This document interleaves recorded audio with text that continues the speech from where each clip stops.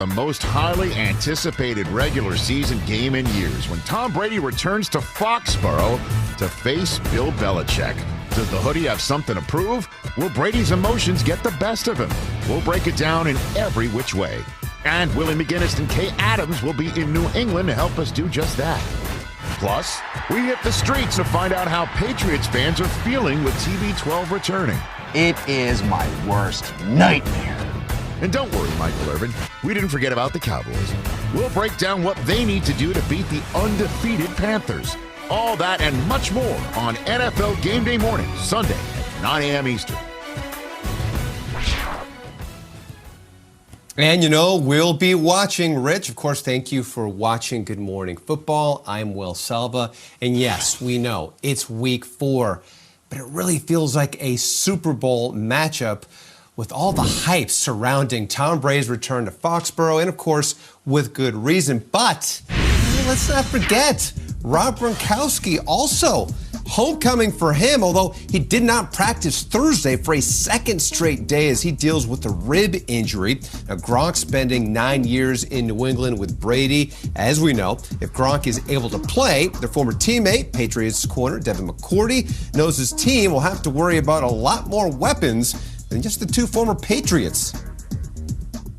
He's not lost. Mike Evans isn't lost. Godwin, Antonio Brown, Brate, OJ Howard, Fournette, Jones. To me, they're not lost. But to the media, all you guys got to write about is Tom all week. So, but I think for us, there's a host of really good players over there. No, I don't think anyone's lost for us. It's a long list, Devin. Of course, one of the players he mentioned, Antonio Brown, was activated from the reserve COVID-19 list on Thursday. He takes the roster spot of fellow wideout Scotty Miller, who was placed on injured reserve earlier this week. Brown has 6 catches for 138 yards and a score in 2 games this season. More from the Bucs, as earlier this week, they presented more than $50,000 in new technology to teachers at Young Middle Magnet School in East Tampa. The donation included more than 100 new devices that will help teachers and students bridge the digital divide and really enhance the learning experience at the Title I school that specializes in STEM curriculum. Elsewhere, running back Marlon Mack and the Colts mutually agreeing to seek a trade earlier this week. Mack, coming off a torn Achilles last season, is currently 3rd on the Colts depth chart behind Jonathan Taylor and Nyheim Hines. Mack is in his 5th season, but is only 25 years old, so he wants to make sure he gets one more shot to be the man.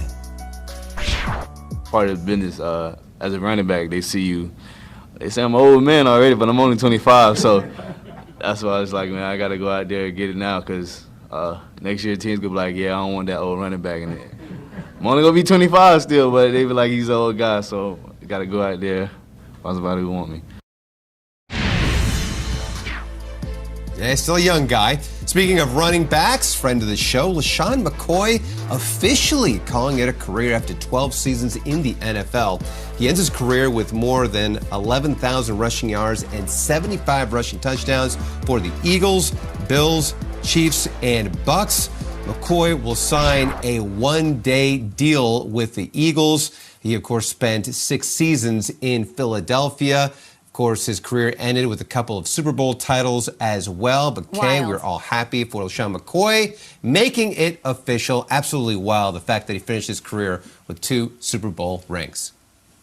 Yes, with Kansas City, with the Buccaneers, though he didn't play in the game, respectively. He ends his career with 73 touchdowns. He ends it inside the top 25 as far as rushing is concerned, and he is well inside, I would say, the top 15 as far as Good Morning Football guests. He was universally liked, very confident, very cool character, and I always liked when he stopped by. So congrats to you, Shady. Enjoy retirement. And come sit at our breakfast table. We've got room. Thanks so much, Will. We've got lots to look forward to here on the show. Mike Tirico is joining the program. We will have Jerome Bettis hanging out with us. Oh, he's just pure joy. So stay tuned for that. But as week 4 on Sunday approaches, our analytics expert Cynthia Freeland, the brain. I'm Pinky. She is the brain, and she is here to give us some projections for what will happen this weekend. It is time for